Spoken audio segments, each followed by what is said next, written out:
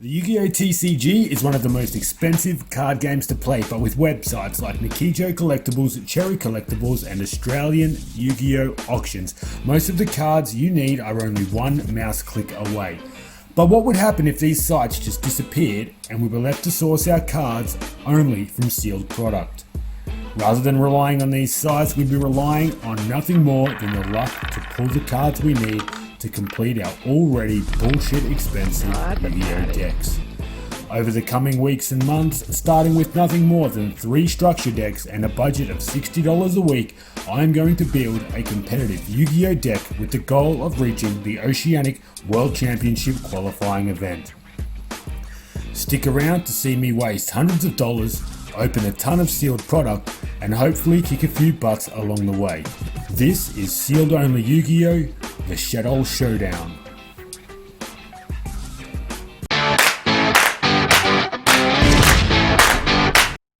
Someone once told me that 13 was an unlucky number, but I hope for our sake that it is not. We are up to episode 13 of Sealed Only Yu-Gi-Oh! The Shaddoll Showdown, and we are still chasing down that Verte Anaconda.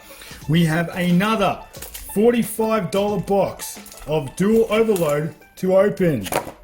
There it is. As well as another 3 packs of Clash of Rebellion boosters looking for that Performance Trapeze Magician rank 4 rare card. You guys better be smashing that like button because the luck that we've had over the last few weeks has been a lot better. We've pulled a couple of impermanences, we've seen some more phantasmes, but we still haven't seen that Anaconda. That tells me that while some of you are watching, some of you aren't liking. If you're watching the video, hit the like button. For double luck, make sure you hit subscribe as well. I got a good feeling about this week, but I say that every week, so let's shut my mouth and get straight into the opening. Here we go. 6 packs of Duov, 3 packs of Clash of Rebellion. I'm going to be honest with you guys, this is the last box of Dual Overload I have in storage at the moment. If I do not pull the Anaconda out of this box, I'm going to have to order some more. I was hoping it wouldn't get to that. I hope you're all hitting that like button, leaving a comment, giving me all those lucky vibes. But let's crack into the video to see just how we go. First pack of Clash of Rebellion, we're going to do our 3 to the front thing because I don't want to spoil the holo in case there is one. Remember, Clash of Rebellion doesn't have a guaranteed holo like, ooh, we've got another damage juggler right there. Clash of Rebellion doesn't have a holo in every pack. Remember that this was before Breaker of Shadow when the holos came out in every pack. So we've got an Ignite Squire, we've got an Etch of the Frost Vassal, and a Performer Power Silverclaw. And we will go from there. Okay, let's get into our Flame Swordsman. These packs are falling apart. Maybe that's an omen for us. Alright, we're looking for blue. We're looking for blue. So we have a Witchcraft, a Madame Verte. That's not a bad pull. Last Warrior from Another Planet. Bloom, Harmonist, the Melodious Composer, a Malefic Tune, and what do we have? Let's have a peek. Alright, it's blue. It's a Link 2. Oh my god, it is a Verte Anaconda! Finally! Wow. Oh my god. That's probably the best thing we could have pulled out of this box. Talk about leaving it till the last minute. Whoa, that is just so lucky. Wow. I'm feeling good. It doesn't matter what we open now. We can pretty much get things going now. I'm so happy with the way that just turned out. Eminence or a Halifabrax, who knows? So we've got a Magic Formula, Destiny Hero Celestial, Card of Fate, Dark Anthelian Dragon. It's green. It is a Cyber Emergency. We haven't seen a lot of that. That's not a bad pull. But I'm going to leave the Anaconda on top because I am so glad that we're finally able to pull this. Alright, let's go into our second pack of Clash of Rebellion. I'd really like to see a holo in these packs. Alright, let's go. We've got... Oh, let's get that focus right. Ignition Phoenix. Keeper of the Shrine. Raptor's Gust. Opera the Melodious Diva. Kyoto Waterfront. Balance of Judgment, Pianissimo. Oh, we've got a Kumungus, the Sticky String Kaiju. I think this is a Kaiju that we haven't seen. We've seen Gardala, but we haven't seen Kumungus yet, and we've seen Dogoran as well. Do we have a holo? Oh! Secret Rare Archfiend Eccentric. That actually looks really, really good. That is a nice looking card. So let's go into our next pack of Dual Overload. Put the good card on the front, on the back. We have a Reptilian Echidna, a Deck Lockdown, a Saravis, Holo Giant. I think that's only the second one we've got of this card. And let's have a look. Maybe we can get a Halifibrax out of this pack as well. Let's get greedy. It's a Link 3. It is a Mecha Phantom Beast, Auroradon. We don't play a lot of machine monsters, but it's a pretty good card to pull anyway. Let me know in the comments, is that Zeke? I think it is.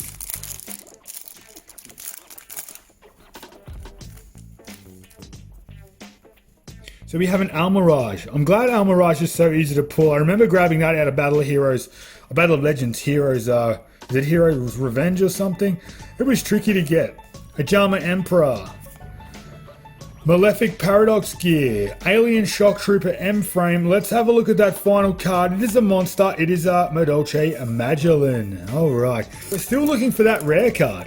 We still need that Performance Trapeze Magician. 3 to the front. We have a Stilts Launcher. Seems to be the way every time. Couple of Ignite cards. A Trick Clown. A Roma Garden. Mystery Shell Dragon. Humid Winds. The next one should be our rare. It's a spell card. It is a Mandragon. It's like a mandolin with a mandrake. Pretty cool, pretty cool. Do we have a holo? Yeah, we've got a Janky Magician. Can we finish with a bang? I'm already so happy with what we were able to pull out of this week's episode. We are going to really shake up the deck. Cubic Ascension. Golden Castle of Stromberg. Protect the Whelp, Zombie World, let's have a look. It's blue, it's a Link 2. Oh, it's an Ancient Gear Ballista. I don't know if I've seen that one yet. Wow, okay, cool, cool. Alright, moving on to the last pack. This could potentially be our last ever pack of Dual Overload that we're opening in the Sealed Only series. It's been good, and I'm glad I've had you guys here along for the ride. But that leads me to the question, where do we go next? What do we need to open? I do know I need to hit a Rafflesia. We need one of those because we pulled the Gravedigger's Trap Hole. So I would like to be able to use that with Rafflesia's effect, which means we need some more Breaker of Shadows. So we have a Black Wings Zephyros the Elite, a Herald of Mirage Light, Quadzilla, with those blade feet. Enma's Judgment. We have the last card. It's green. And it is a Rose Bell of Revelation. So we didn't get a Halifibrax, but ladies and gentlemen, if you are watching at home and you are just tuning into this part of the video, we finally pulled the Verte Anaconda. I could not be happier. I'm going to put this in the deck. It's time to do. Welcome back to the Week 13 Duels. You are here and we are ready to go through the recent statistics for our Sealed Only Challenge.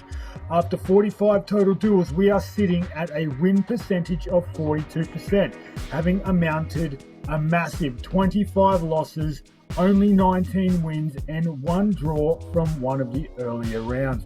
With the changes that we are able to make to the deck, we are looking to really improve that win percentage. I hope you enjoy the new structure to this video. As you can see, I've put the duels before the deck profile. I'd like the deck profiles to become a lot shorter, and I noticed that a lot of you watchers out there are leaving before the duels even start.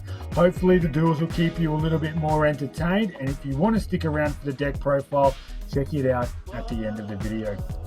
Let's get into round 1. We're playing a bit of a mirror match here. Trickstar Shaddolls versus our Sealed Only Shaddolls.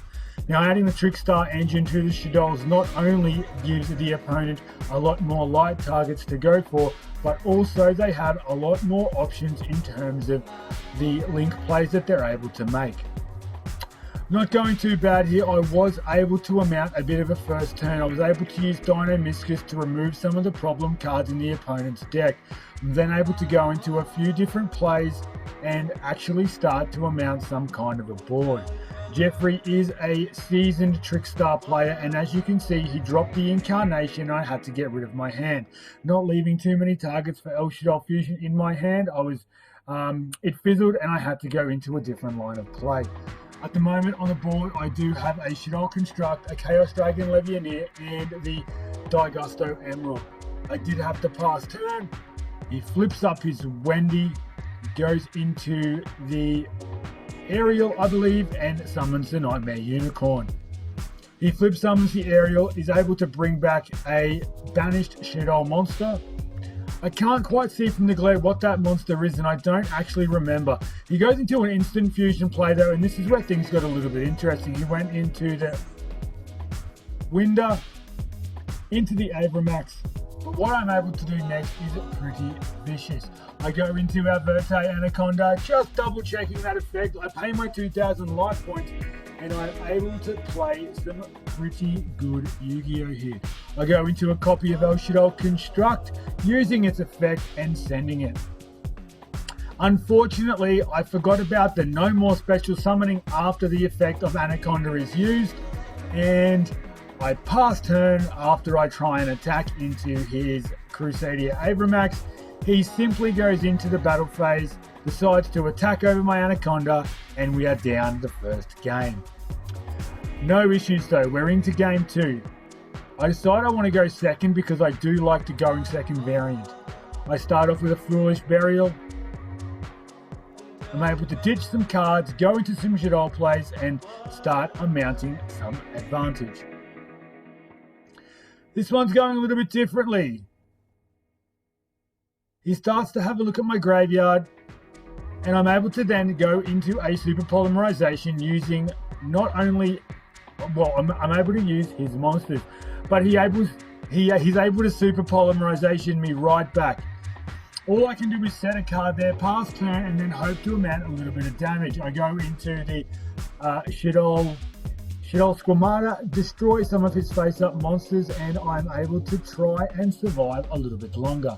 I do that twice in a row before I top deck the best card in the Shaddoll strategy, Shaddoll Fusion. What a card that is. Sending materials from my deck, I'm able to use Apcologne's effect to negate Winder's on-field effect. I use my effect of Aerial to banish 3 of his cards, really emptying out his graveyard, not giving him the opportunity to do much else. Unfortunately though, I have no answer and I lose in time. Round 2, we are against Cameron once again. That Sydney, Australia 2016 playmat is probably becoming a little bit too familiar. I think this is 3 weeks out of the last 4 that we've actually had to go head to head. Once again, Cameron turned up with his Invoked Shaddoll deck and is able to really start setting up some pretty decent plays. He's starting off with it first turn, Shaddoll Construct. He's able to get rid of some of my stuff out of the graveyard, and he is just drawn for turn. I really hope that you are liking the speeding through these duels. I understand how fast it is, but I really don't want you guys sitting there watching 40 minutes of Yu-Gi-Oh! Managed to pick up game 1 there. I start exactly the same. I'm able to go into a Mathematician. It didn't get Ash that time. I'm able to send a Wendi to special summon a card to my side of the field. I believe the special summon card was a beast. The typical Invoked Shaddoll play is the normal summon Alistar, of course, getting that invocation and going into some of the invoked monsters. He has a Purgatrio as well as a Macabre on board.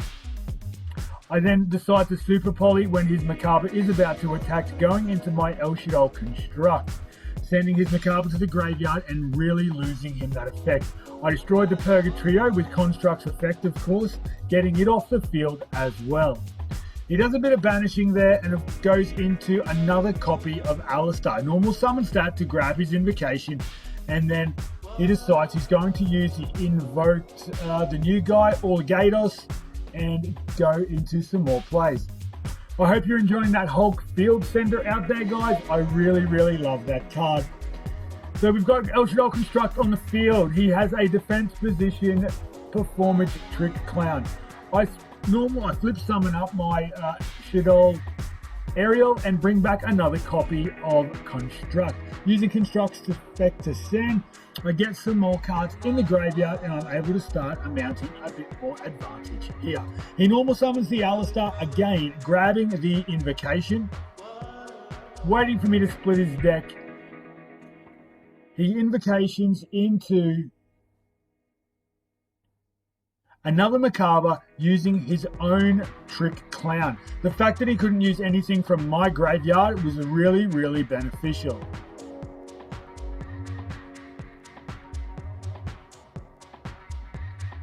Deciding what to do next. Searching through the deck. You can't see me filling up the graveyard, but I am actually using some good effects there to fill up my graveyard a little bit more. I'm fusing from the deck using Shaddoll Fusion and bringing out another copy of Shaddoll Construct. This card is an absolute beast if you ask me. Once you get a roll on and you manage the resources right, Shaddoll Construct's effect in the graveyard or on the field is absolutely mind-blowing. We're going into the Shaddoll Construct here. We've got two flip monsters.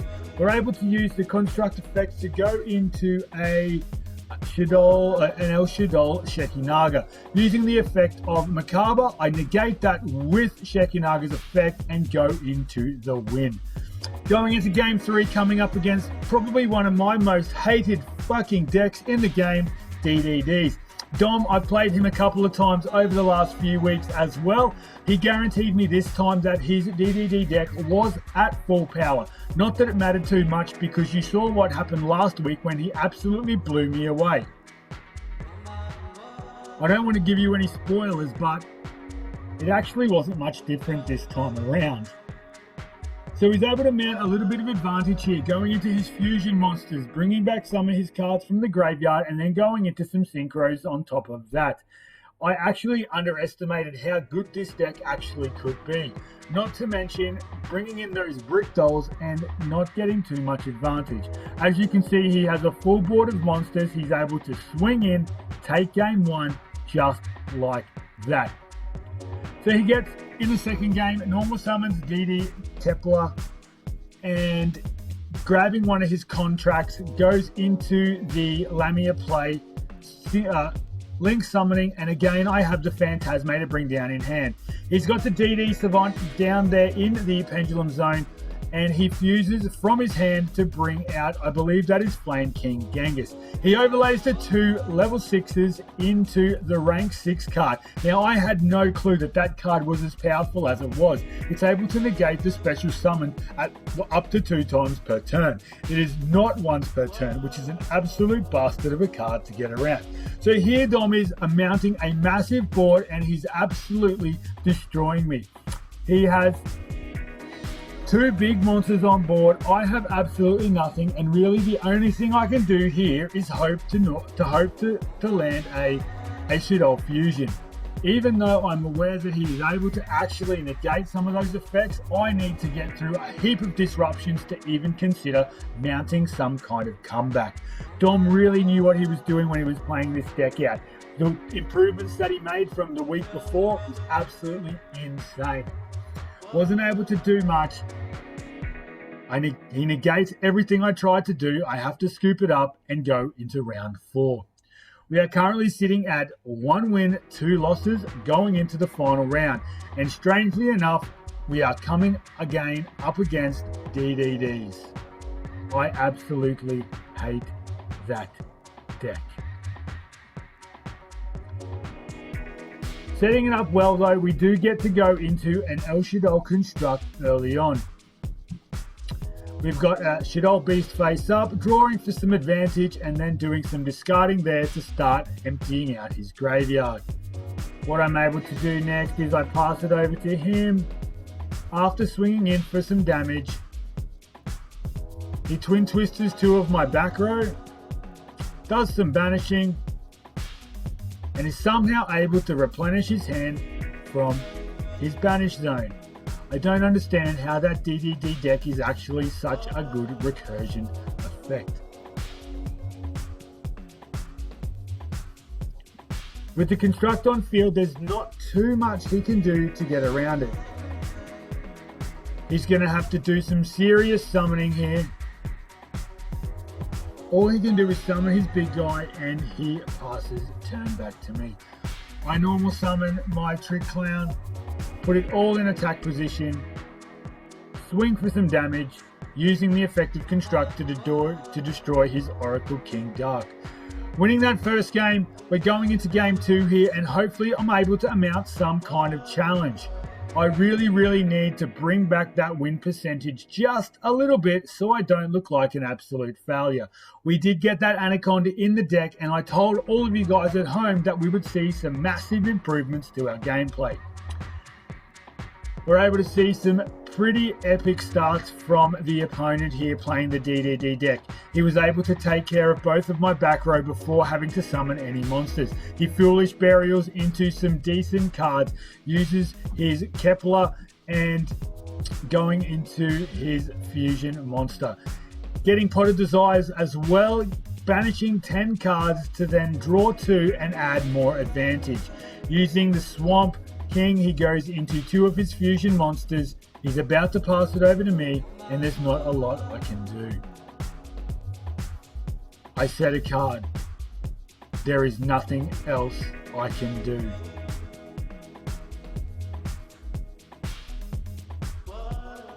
So he plays another contract card. He gets to go into his deck and do some more searching. I can't believe how annoying those contracts are. There's a little bit of damage being taken in those standby phases with those face-up contracts.